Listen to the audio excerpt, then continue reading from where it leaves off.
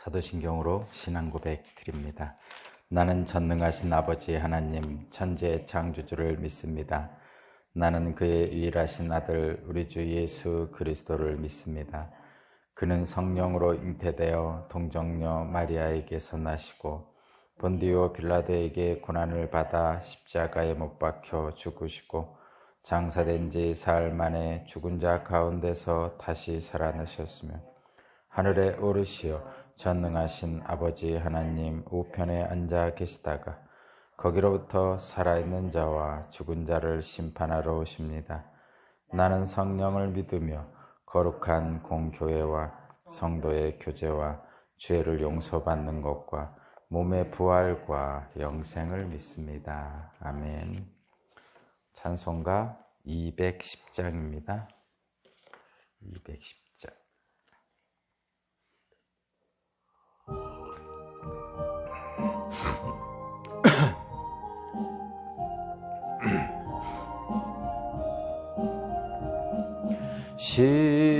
시온성과 같은 교회 그의 영광 한없다.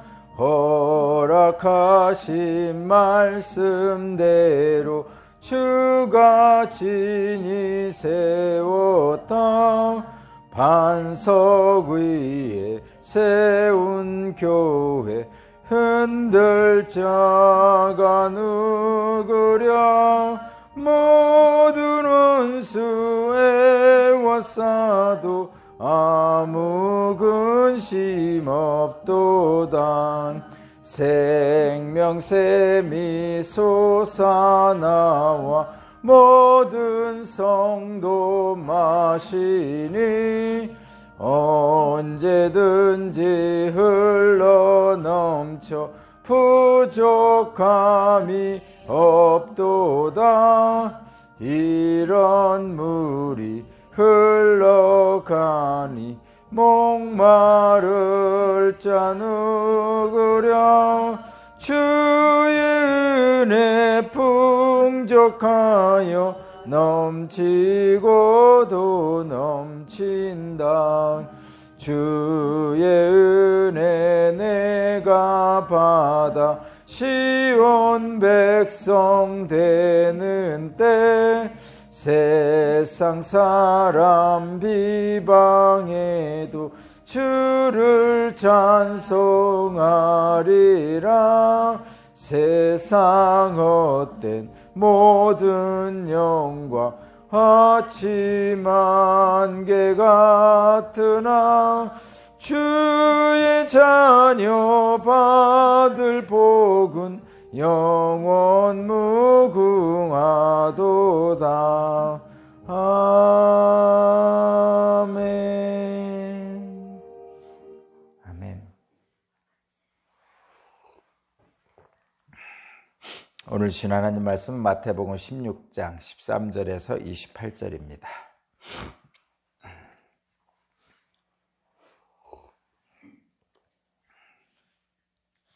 마태복음 16장 13절에서 28절까지 말씀을 제가 봉독하겠습니다. 예수께서 빌립보의 가이사랴 지방에 이르러서 제자들에게 물으셨다. 사람들이 인자를 누구라고 하느냐? 제자들이 대답하였다. 세례자 요한이라고 하는 사람들도 있고 엘리야라고 하는 사람들도 있고 예레미야나 예언자들 가운데 한 분이라고 하는 사람들도 있습니다. 예수께서 그들에게 물으셨다. 그러면 너희는 나를 누구라고 생각하느냐? 시몬 베드로가 대답하였다.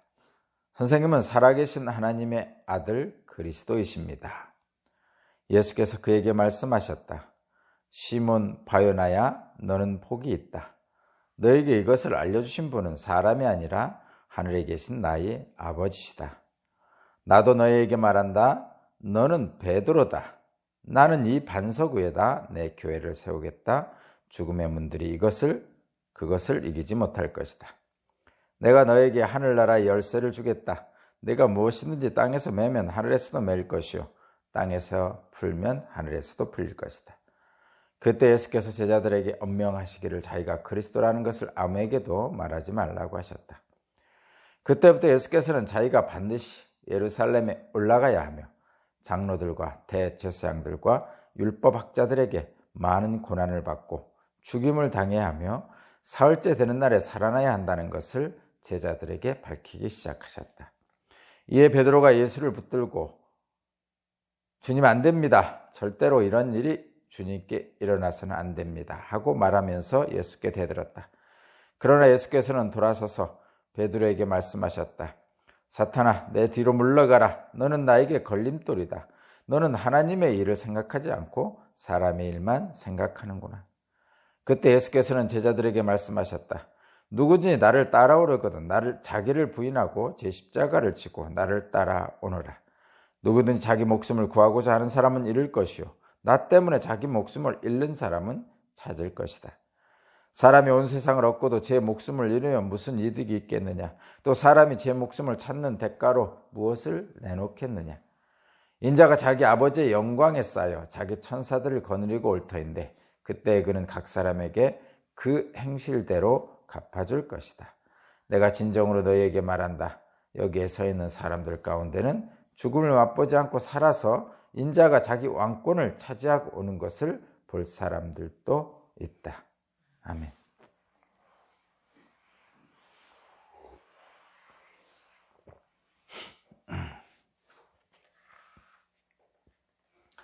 오늘 말씀의 제목은 신앙 고백 위에 세워지는 교회입니다. 신앙 고백 위에 세워지는 교회. 하나님 일과 사람의 일, 그 중에 하나님 일을 하는 것이 교회죠. 그렇습니다. 오늘 본문은 베드로의 고백과 그리고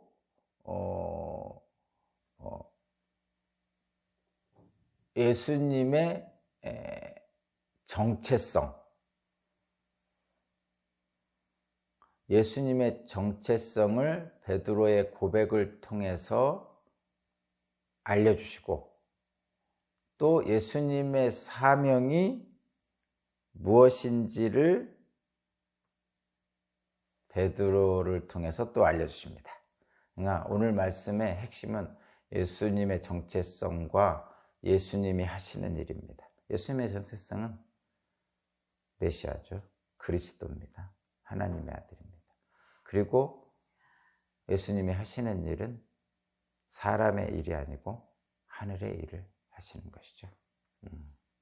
그리고 제자들은 예수님이 하시는 일을 따라 행하는 사람들이죠. 그래서 제자들도 사람의 일이 아니고 하늘의 일을 하는 사람들입니다. 그리고 그 하늘의 일을 하기 위해서는 사람의 일을 버려야 되는데 그것이 뭐냐? 자기를 부인하고 자기 십자가를 지고 예수를 따르는 길입니다. 제가 오늘 말씀을 핵심적인 것만 다 지금 말씀드렸는데 오늘 말씀은 사실 기독교의 우리가 믿는 기독교의 핵심적인 모든 것이 다 들어있습니다. 다 들어있는 복음서 중에 가장 핵심적인 부분입니다.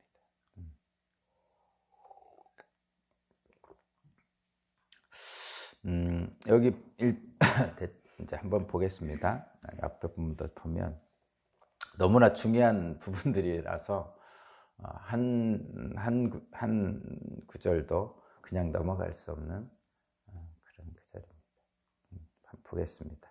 13절에 보면 베드로의 고백이 있는 부분이 있죠. 13절에 23절. 근데 어디로 가셨냐면 예수께서 빌립보의 가이사랴 지방으로 가셨습니다. 가이사랴라는 곳이 두 곳이 있는데 지중해 근처에 있는 지중해 쪽에 있는 그 가이사랴라는 지방이 있죠. 거기는 이제 헤롯 대왕, 그 예수님이 태어날 때 왕이었던 헤롯 대왕이 이제 로마에 잘 보이기 위해서 뭐 무역항으로 만든 곳이 가이사랴, 지중해 쪽에는 가이사랴고 여기 있는 그 빌립보의 가이사랴는 그 헬몬산 근처입니다. 그러니까 북쪽, 갈릴리 북쪽, 갈릴리 북쪽에 있는 헬몬산 근처에 있는 빌립보의 가이사랴입니다. 이곳은 이제 거기 분봉왕이었던 왕이 이제 가이사랴라는 것은 로마 황제를 얘기하는 거예요. 로마 황제에게 바치는 도시를 만들었는데 거기 가보면 이제 그것을 알 수 있습니다. 거기 가보면 갈릴리 북쪽인데 어쨌든 거기가 그 갈릴리 그 바다에 물이 나오는 곳입니다. 그래서 물이 이제 땅 속에서 막 솟아나죠. 그런 곳이고 또 큰 동굴 같은 모습이 하나 있어가지고 꼭 그 죽음의 문 같은 느낌도 들고, 그래서 그 물이 땅 속에서 솟아나고 큰 동굴같이 죽음의 문 같은 지옥문 같은 데 이렇게 생겨서 그곳에 아주 그리스 사람들이 그쪽에다가 어떤 신전 같은 거를 세웠어요. 그리스 로마 신전도 세우고, 그 다음에 말하자면 요즘으로 얘기하면 그런 겁니다. 기룡산에 그 무당들이 많이 들어가 산다면서요. 그런 느낌의 신성한 곳, 계룡산에 어떤 무당들이나 뭐 점치는 사람들이 막 이렇게 집단적으로 산다면서요. 그렇게 모여 사는 사람들이 있다면서요. 그런 어떤 귀신이 사는 곳, 영적인 영들이 이제 영적인 것이 많이 모여 있는 곳, 뭐 그런 의미가 있죠. 또 다른 면으로 보면 신성한 곳, 뭐 이런 장소입니다. 그곳에 가보면 그것을 느낄 수가 있습니다. 근데 물론 옛날에 있던 그 그리스 로마에서 만든 신전 같은 건 다 파괴되고 없습니다. 물론 없습니다. 그런 것들이. 그렇지만 그 큰 동굴은 있어요. 큰 동굴이 있고 그 땅속에서 물이 엄청나게 쏟아나는 것도 있고 그렇습니다. 어쨌든 그곳이 바로 빌립보의 가이사랴라는 곳인데, 그곳에서 이제 예수님이 제자들을 그곳에 불러놓고 거기까지 가셔가지고 이 질문을 하시는 거예요. 근데 그 질문을 하시는 것은 거기가 말하자면 그 당시에 어떤 우상숭배의 어떤 본산지죠. 우상숭배. 그리스 로마 신전이 있고 또 지옥문이 있고 뭐 다른 신들, 많은 신들의 신전이 있던 그런 곳입니다. 그러면 예수님이 거기 가서 제자들에게 물어보시는 거죠. 뭐라고 물어보냐면, 사람들이 나를 누구라고 생각하느냐? 그러니까 많은 사람들이, 일반적으로 사람들이 누구라고 생각하느냐고 물어보시죠. 그랬더니 그 제자들이 세례자 요한 또는 엘리야 또는 예레미야 또는 예언자 중에 한 분이라고 말하는 사람들이 있습니다. 이렇게 하죠. 그러니까 세간의 소문들이 그렇다, 이런 얘기입니다. 예수께서 이제 여러 가지 사역과 기적과 이적을 행하시니까 그런 유명한, 과거에 구약성경에 있던 유명한 선지자들의 이름을 드러내서 그런 사람들이 환생한 것이다, 뭐 이렇게 사람들이 소문이 났다, 이런 얘기입니다. 물론 그건 아니죠. 우리가 알고 있듯이 그건 아닙니다. 이제 예수께서 그렇게 대답하자, 그럼 너희들은 나를 누구라 생각하느냐? 너희라는 건 제자들입니다. 베드로를 비롯한 예수님을 따라다니는 제자들, 한 12제자도 있겠지만 한 30명? 가장 측근들만 데려갔겠죠. 그래서 그런 사람들에게 물어봤더니 이제 제자들의 대표자인 베드로가 대답하는 거죠. 주는 그리스도시요 살아계신 하나님의 아들입니다.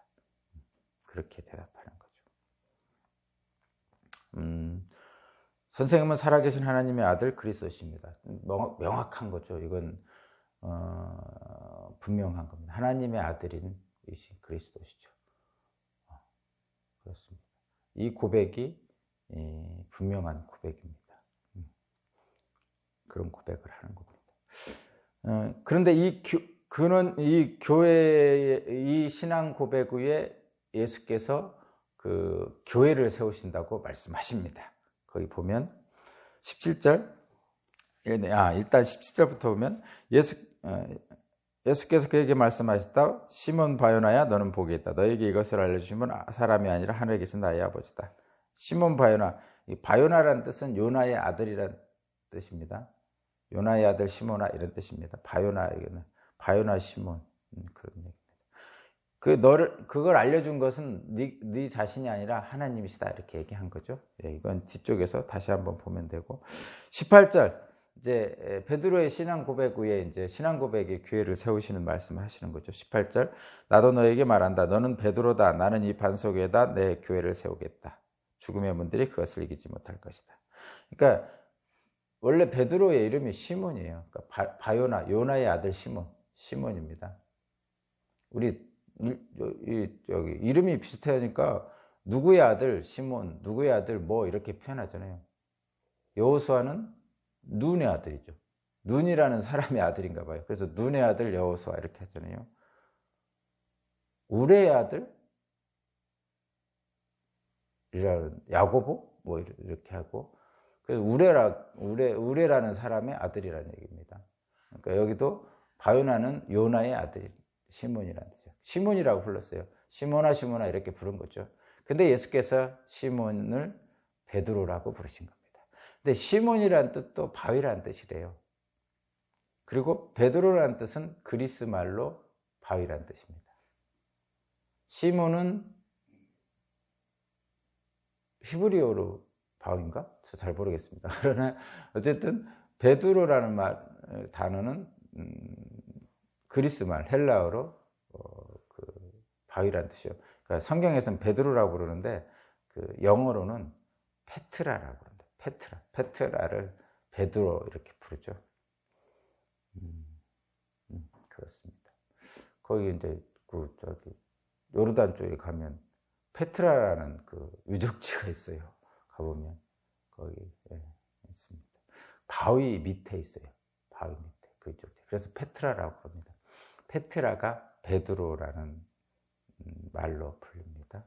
바위란 뜻입니다. 그래서 뭐라고 하죠? 여기 반석 위에 교회를 세운다죠. 이 반석이란 게 그래서 바위예요. 바위. 반석은 바위잖아요. 바위 위에. 그래서 베드로라는 이름이 반석이란 뜻입니다. 페트라. 그래서 베드로 이름 위에 세우겠다. 뭐 이렇게 표현해요.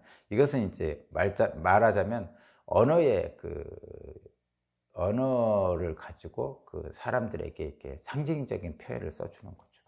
베드로라는 이름 자체가, 시몬 베드로라는 이름 자체가 바위니까 반석이다 표현하고 그 위에 집을 세워야 든든할 거 아니에요. 그런 이제 언어적인 표현들을 사용해서 사람들에게 어떤 상징적인 상상의 모습을 보여주는 거죠. 그래서 베드로의 고백 속에 그러니까 이 반석, 베드로 위에 교회를 세운다는 것은 뭐냐면, 이 반석은 베드로의 고백을 세운다는 건 뭐냐면 베드로의 아까 행한 신앙 고백 위에 세우는 겁니다. 그러니까 베드로라는 사람 위에 세우는 게 아니고 베드로가 고백한 신앙 고백 위에 세우는 겁니다. 이것을 자꾸 사람 위에 세운다고 생각하면 오해할 여지가 있어서 제가 분명히 말씀드립니다. 베드로라는 사람 위에 세운 게 아니고 베드로의 신앙 고백 위에 세운 겁니다. 그리고 지금도 마찬가지죠. 교회는 교회를 짓는데 제공된 돈으로 세운 게 아니고 그것을 짓는 사람들의 신앙 고백 위에 세워진 겁니다. 하나님은 재물도 받으시지만 그 재물을 바친 사람의 마음을 받으시죠. 그 마음이 하나님께 올라가고 재물은 하나님께 못 올라가잖아요. 아시죠? 아벨과 아벨의 재물을 받으셨다 할 때 아벨의 마음을 하나님은 받으시죠. 근데 재물은 이 땅에 그냥 있습니다. 다만 재물의 마음을 담아서 드리는 거죠. 그래서 사람인 베드로 위에 교회를 세우신 게 아니고 베드로의 신앙 고백 위에 세운 겁니다. 지금 교회도 마찬가지입니다. 다시 한번 강조합니다. 사람 때문에 목사님 위에 세운 게 아닙니다. 장로님 위에 세운 게 아니고 그냥 그 교회에 모여있는 사람들의 신앙 고백 위에 세운 겁니다. 강조가 사람이 아니고 신앙 고백이에요. 그리하면 다툼이 있을 수가 없는데, 가끔 다툼이 있는 것은 자꾸 사람을, 신앙 고백보다 사람을 위에 올려오니까 사람과 사람 사이에는 이권도 있고 그래서 다툼이 있죠. 분명히 다시 한번 확신하게 하시고요. 그리고 그 교회에는, 이 신앙 고백 위에 세워진 이 교회는 19절, 우리가 너무 좋아하는 표현이죠. 하늘의 열쇠를 주겠다. 무엇이든지 땅에서 매면 하늘에서 매울 것이요, 땅에서 풀면 하늘에서도 풀릴 것이다. 그러니까 신앙 고백이 분명한 사람, 여기서는 베드로죠. 그렇죠? 신앙 고백이 분명한 사람의 그 신앙 고백 위에 세워진 교회에서 신앙 고백에 분명한 사람이 하나님 일을 하면 땅에서 매면 땅에서도 매이고 하늘에서 풀면, 땅에서 풀면 하늘에서도 풀린다는 거죠. 모든 문제가 해결된다는 뜻입니다. 한마디로. 이것도 사람에게 주어진 게 아니에요. 다시 한번 거듭 고백합니다. 너에게 하니까 이게 또 사람을 생각하는데, 신앙 고백을 한 베드로를 얘기하는 거예요. 신앙 고백을 한 베드로입니다.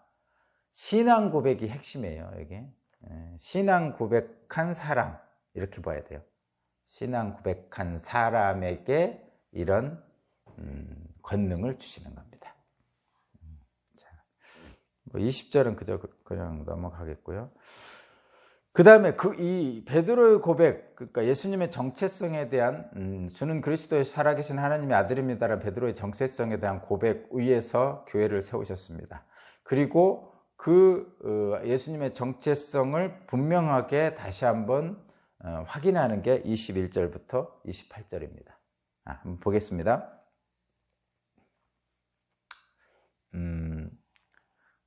가기 전에 하나만 더 하고 가겠습니다. 신앙 고백에 대한 말씀을 한번 더 보겠습니다. 16절이 신앙 고백이잖아요. 주는 그리스도시여 살아계신 하나님의 아들입니다. 이게 신앙 고백인데, 이 신앙 고백은요,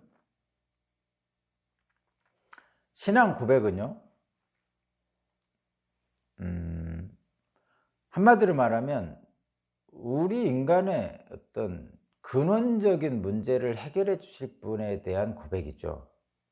예수님의 정체성에 대한 고백이니까, 우리 신앙 고백은 우리 인간의, 우리 각자의 삶의 근원적인 문제를 해결해 주시는 분으로서 고백하는 거예요.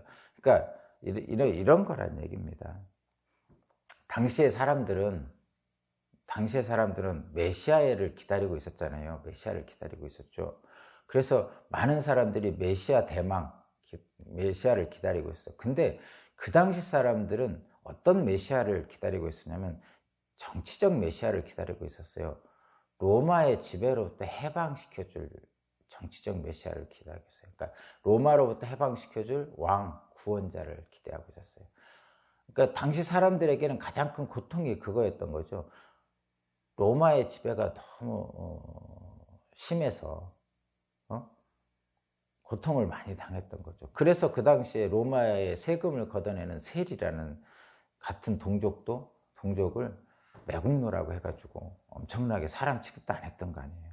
그래서 그 당시 사람들에게 가장 큰 공통적인 문제 해결은 로마로부터 해방이라고 생각을 했던 거죠. 로마의 식민지로부터 해방. 그래서 그 당시 사람들이 기다리던 메시아는, 구약에서 예언된 메시아는 정치적 메시아였습니다. 그런데 우리 주님은, 예수님은 정치적 메시아를 뛰어넘는 그 이상의 분이거든요. 그러니까 모든 인류의 문제를 해결해 주시는 메시아예요. 하나님은 이스라엘만의 하나님이 아니고 모든 세상의 피조물들의 하나님이라는 거죠. 그래서 예수님은 물론 정치적 메시아가 아니라는 건 아닙니다. 세상에 힘이 없는 건 아니에요. 그러나 그것을 포괄하는, 그것을 뛰어넘는 모든 인류를 구원하는 메시아라는 거죠. 그러니까 여기서 우리에게 이 신앙 고백과 연결해서 저와 여러분들이 볼 것은 이런 거예요. 사실 저와 여러분들이 직접적으로 처해 있는 상황, 현실적인 상황, 그 당시에 이스라엘 백성들이 처한 현실적인 상황, 로마의 지배, 그것으로부터 해방이죠. 현실적인 상황에 대한 해결책, 로마의 지배로부터 해방. 지금 저와 여러분들에게 주어진 현실적인 상황, 문제, 질병, 돈이 좀 없는 거, 사람들과의 좀 관계가 틀어진 거, 지위를 좀 얻고 싶은데 그렇지 못한 거, 자녀들의 앞길이 좀 잘 됐으면 좋겠는데 내 마음대로 안 되는 거, 뭐 여러분들 가지고 있는 그런 것들이죠. 이것은 현실적인 문제죠. 물론 중요한 문제들입니다. 이것들이 안 중요하다는 것은 결코 아닙니다. 그런데 예수님의 정체성에 따르면 우리들의 신앙 고백은 물론 그것들을 해결해 달라고 우리가 기도할 수 있는 것이에요. 그러나 근원적인 문제를 예수님께 신앙 고백을 해야 된다는 거죠. 물론 당시 사람들도 로마의 지배로부터 해방을 원하는 정치적 메시아를 기다릴 수도 있습니다. 우리도 마찬가지예요. 당장에 우리에게 주어진 아픔들, 현실적인 문제들을 해결해 달라고 주님께 신앙 주님을 기다릴 수도 있어요. 그러나 우리의 신앙 고백의 핵심은 주는 그리스도시요 살아계신 하나님의 아들입니다. 이것은 근원적인 거죠. 질병, 재물, 지위, 자녀의 문제를 해결받는 것은 현실적인 중요한 문제지만, 그러나 주는 그리스도이시요 살아계신 하나님의 아들이라는 이 신앙 고백을 통해서 우리가 얻을 수 있는 근원적인 해결책은 영혼의 평안입니다. 내 영혼이 주님을 기다립니다. 이렇게 시편 기자가 얘기한 것처럼 영혼의 평안이죠. 그럼 영혼의 평안하면 그게 먹는 거냐? 그게 뭔 소용이냐? 그게 이렇게 말하는 분들이 있죠.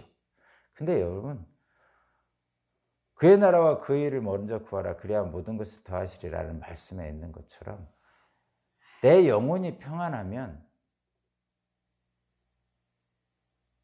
주어진 현실적인 문제들이 다 해결됩니다. 해결된다는 것이 다 해결됩니다. 내 영혼이 평안 해결됩니다. 해결된다는 것이 가난한 자가 부자가 된다는 것이냐? 꼭 그런 건 아니죠. 아픈 자가 낫는다는 것이냐? 그럴 수도 있고 그렇지 않을 수도 있습니다. 고난을 받는 자가 고난에서 벗어난다는 것이냐? 그럴 수도 있고 그렇지 않을 수도 있습니다. 부자가 된다는 것이냐? 그럴 수도 있고 그렇지 않을 수도 있습니다. 영혼이 평안하다는 것은. 그러나 가난, 질병, 누군가로부터 억압, 이런 것으로부터 당하는 아픔을 겪지는 않습니다. 영혼이 평안하면. 그런데 하나님은 다양한 방법으로 영혼이 평안한 자에게 외적인 복을 주십니다. 필요하다면 가난한 자에게 부자가 되게 해주십니다. 필요하시다면 질병이 있는 자의 질병을 고쳐주십니다. 필요하시다면 눈먼 자의 눈도 뜨게 해주시고요. 필요하시다면 바다 위를 걸어서 제자들에게 갑니다. 필요하시다면 5,000명을 먹이시기도 하시는 것이죠. 근원적인 질문에 대한 신앙 고백이 우리의 영혼을 평안하게 하면 우리에게 주어진 주변의 환경들을 개선하고 해결하는 것을 뛰어넘어서 우리의 삶에 예수 그리스도께서 오셔서 하나님이 우리에게 주시고자 하는 창조의 본래적인 목적을 온전하게 누리며 살 수 있는 거죠. 그것이 우리의 신앙 고백입니다. 사실은 이 주는 그리스도시요 살아계신 하나님의 아들이라는 이 신앙 고백에는 나의 먹거리를 해결해 주실 분, 나의 질병을 낫게 해 주실 분, 나의 억울함을 풀어 주실 분, 나를 부자게 되게 해주실 분, 이런 것은 없죠. 분명히 없습니다. 그러나 주는 그리스도시요 살아계신 하나님의 아들이라는 이 신앙 고백 속에는 당연히 그런 것들을 뛰어넘는 해결을 우리에게 알려주시는 거죠. 저도 잘 모르지만 그렇습니다. 세상이 주는 평안이 있죠. 다시 한번 말씀드리면 확정하고 하겠습니다. 가난했다고 부자가 된다든가, 질병이 나아진다든가, 내가 세상적 지위가 높아진다든가, 자녀가 잘 된다든가 그러면 세상적 평안이 있습니다. 세상적인 평안이 있습니다. 실제로 돈이 없다가 돈이 많아지면 평안하죠. 등 따스고 배부르면 평안합니다. 그것은 세상이 주는 평안이죠. 근데 등 따스고 배 안 부른 경우가 생기면 그 평안 없어지잖아요. 자녀가 잘 됐다가도 갑자기 또 부부간에 다투고 나면 그 평안이 깨지죠. 또는 직장에서 또 뭐 하면 또 뭐 깨지죠. 자녀가 잘 돼서 주는 평안 왔다 갔다 합니다. 가난하다가 부자 된 평안 이거 잠시죠. 왔다 갔다 합니다. 부자가 돼서도 근심 많습니다. 어디다 쌓아둬야 되나, 관리해야 되나, 자녀에 줘야 되나, 상속해야 되나, 세금 줘야 되나, 별의별 문제 다 생깁니다. 어쨌든 이런 우리가 생각하는 그런 일들이 해결되는 세상의 평안은 아주 일시적입니다. 그리고 해결되고 난 후에도 늘 평안은 없습니다. 실제로. 근데 그러고 싶죠. 돈이 없으면 돈이 많고 싶은 거죠. 그렇게 해서 평안이 있고 싶은 겁니다. 근데 하늘이 주는 평안은 다르다는 거예요. 오늘 핵심은 그겁니다. 예수님의 정체성을 통한 신앙 고백을 통해서 우리가 알고자 하는 것은, 하나님이 이 오늘 말씀을 통해서 저와 여러분에게 주시고자 하는 것은, 세상의 평안 물론 오병이어 귀족을 통해서 먹여줄게 당연히 말씀하시는데, 거기서만 멈추면 네가 예수를 믿는 이유가 뭐냐 이렇게 질문하시는 거죠. 세상이 주는 평안도 주겠지만 하늘이 주는 평안을 좀 알아라 이렇게 말씀하시는 겁니다. 영혼이 평안하면 세상의 평안에 왔다 갔다 하는 세상의 평안을 뛰어넘는 온전한 평안을 누리게 되고, 그것은 하나님이 주시는 모든 세상에 주신 평안을 누리게 된다는 거죠. 자, 제가 너무 그렇게 했는데, 어쨌든 그 다음에 위쪽만 한 겁니다. 지금 20절, 21절부터는 예수님의 정체성에 대한 고백을 했잖아요, 베드로가. 그런데 예수님은 그럼 무엇을 하시는 분입니까? 메시아 사명을 갖고 있는 분이에요. 예수님은. 그럼 메시아 사명은 뭐죠? 사람의 일이 아니고 하나님 일을 하시는 거죠. 근데 거기 한번 보십시오. 예수님이 이제 메시아 사명을 가지고 하나님 일을 하는데, 하나님 일의 핵심은 뭐예요? 십자가를 지는 일이죠. 그래서 예루살렘에 가서 십자가를 지면서 제사장들과 바리새인들에 의해서 죽임을 당하고 사흘 만에 살아나시는 거죠. 그렇게 처음으로 말을 했습니다. 누구에게? 제자들에게. 21절을 보면. 그랬더니 베드로가 난리가 났어요. 예수님이 죽는다고 그러니까 난리 났죠. 어떻게 보면 당연한 거죠. 예수님이 죽는다고 그러는데